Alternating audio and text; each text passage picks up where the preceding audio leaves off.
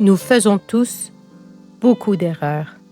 Si quelqu'un passe sans faire d'erreur, il est parfait. Il peut être maître de tout son corps.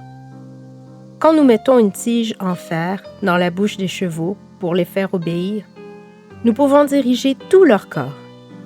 Regardez les bateaux. Ils sont grands et ce sont des vents très forts qui les font avancer. Pourtant, c'est avec un petit morceau de bois qu'on les dirige. Ils vont là où le pilote veut. La langue, c'est pareil. C'est une petite partie du corps, pourtant, elle peut se vanter de grandes choses. Regardez, il faut seulement une petite flamme pour mettre le feu à une grande forêt. La langue, aussi, est comme une flamme. C'est là que le mal habite. Elle fait partie de notre corps et elle le salit tout entier. Notre langue met le feu à notre vie, de la naissance jusqu'à la mort. Ce feu vient du lieu de souffrance lui-même. Les êtres humains sont capables de faire obéir tous les animaux, bêtes sauvages, oiseaux, serpents et poissons. Mais la langue, personne ne peut la faire obéir. C'est une chose mauvaise qui ne reste jamais tranquille. Et elle est pleine d'un poison qui donne la mort. Avec la langue, nous chantons la louange de notre Seigneur et Père. Avec elle aussi, nous jetons des malédictions aux êtres humains que Dieu a fait à son image. Bénédiction et malédiction sortent de la même bouche. Mes frères et mes sœurs, cela ne va pas. Est-ce que la même source fait couler de l'eau douce et de l'eau amère? Est-ce qu'un figuier peut donner des olives? Est-ce qu'une vigne peut donner des figues? De même, une source d'eau salée ne peut pas donner de l'eau douce. Bienvenue à une nouvelle vidéo sur Parfum de grâce. Je viens de lire Jacques chapitre 3, du verset 2 à 12. Ah, la langue! Ce membre du corps si petit, mais dont les effets sont si grands. Elle est capable de beaucoup, soit de construire, soit de détruire. La dompter requiert du fruit de l'esprit, notamment la maîtrise de soi, la douceur et bien sûr, l'amour. Aujourd'hui, nous porterons notre attention sur 3 principes fondamentaux de la parole qui ont le pouvoir d'impacter nos relations et de refléter la piété dans notre quotidien. Alors, installe-toi confortablement car nous allons commencer sans plus tarder. Le premier principe fondamental consiste en l'opposition du mensonge et de la vérité. Selon le Larousse, mentir, c'est dissimuler, déguiser volontairement la vérité, nier ou taire ce qu'on devrait dire. Dans Jean, chapitre 8, verset 44, Jésus expose Satan comme étant le père du mensonge. Pas étonnant que Dieu ait en horreur les lèvres fausses. Peu importe la raison qui motive un mensonge, ses conséquences en sont toujours les mêmes. La vérité finit par être exposée, la confiance est altérée et parfois même brisée pour toujours.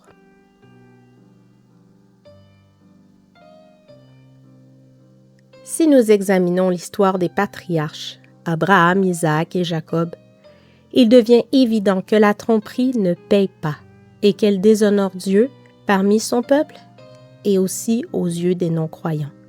Lisez Genèse 20. En revanche, la vérité est une correspondance entre ce que je dis et ce qui est.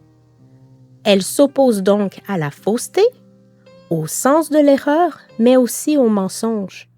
C'est énoncer un discours objectif qui correspond à la réalité, selon le Larousse. Il n'est donc pas surprenant que Jésus soit la personnification même de la vérité. En effet, dans Jean 8, versets 30 à 32, il nous déclare « Comme Jésus parlait ainsi, plusieurs crurent en lui. Et il dit aux Juifs qui avaient cru en lui, Si vous demeurez dans ma parole, vous êtes vraiment mes disciples. Vous connaîtrez la vérité et la vérité vous rendra libre. Et Jean 14,6 réitère en affirmant que Jésus est le chemin, la vérité et la vie. Quand on s'arrête un moment pour y réfléchir, on peut en conclure que la vérité n'est pas qu'une vertu ou un mode de vie louable, mais l'expression même de la personne du Dieu vivant qui libère et qui montre le chemin vers les cieux. La vérité nous pousse à l'authenticité, sans orgueil, où notre vulnérabilité peut être avouée. La vérité nous pousse à rechercher l'exactitude et non des oui-dire. La vérité nous pousse à rechercher la justice sans compromis avec les ténèbres. De plus, elle nous pousse à s'attacher à la droiture pour glorifier le Seigneur et éclairer ceux qui aspirent à goûter à cette vérité qui est Jésus-Christ en personne.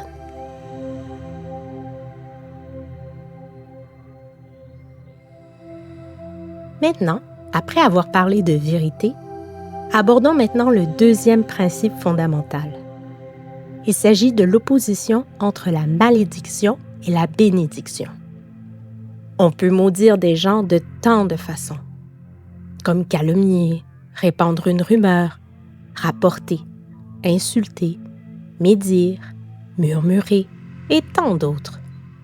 En revanche, on a la possibilité de bénir quelqu'un en l'encourageant, en le valorisant, en choisissant de ne pas participer au ragot et au potin.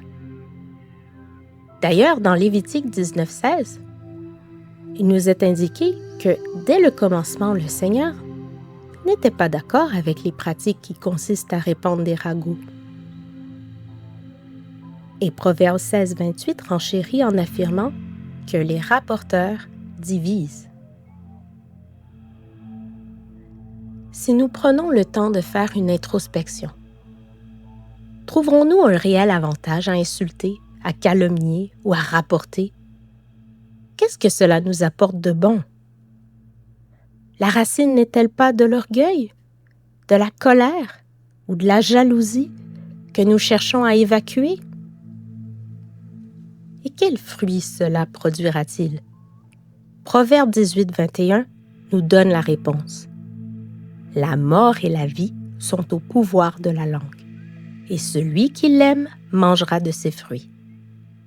Tout est dit, nos mots ont un impact. Que ce soit pour apaiser, mettre en confiance, bâtir une identité, informer de manière juste, consoler, complimenter, féliciter, ou bien donc, pour le contraire, comme blesser, fâcher, tromper, confondre, démolir une réputation ou autre. Les paroles sont de puissantes armes qui ont des répercussions réelles sur les sentiments et les vies des gens. Tu ne peux pas le nier, n'est-ce pas, mon ami? Jésus a dit que c'est de l'abondance du cœur que la bouche parle. Donc, je crois qu'il est nécessaire de sonder régulièrement notre cœur à la lumière des Écritures saintes et de demander l'aide du Saint-Esprit afin qu'il sanctifie nos pensées et nos motivations profondes.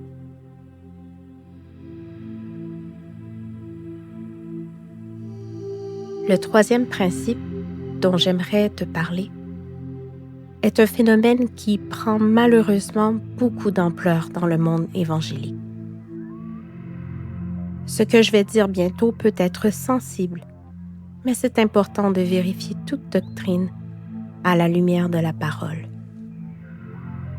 Les fondements de cet enseignement sont malheureusement mondains, mais il est enveloppé dans un déguisement à l'apparence chrétienne.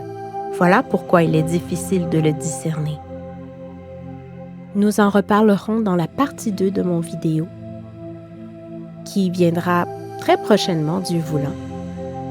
Et je te laisserai aussi avec des pistes de solutions pour t'aider et pour m'aider à vraiment s'exprimer avec grâce à la lumière de la parole de Dieu.